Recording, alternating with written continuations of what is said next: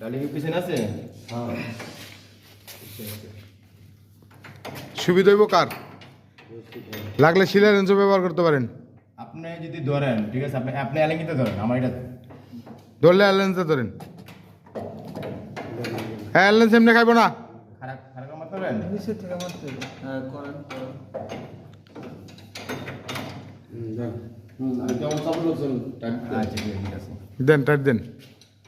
সরকার তো এখন কোনো জায়গা নেই।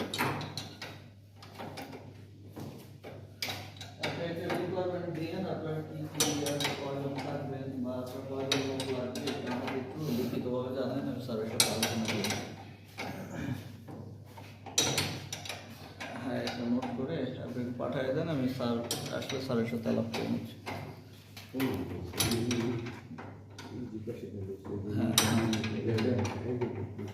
হ্যাঁ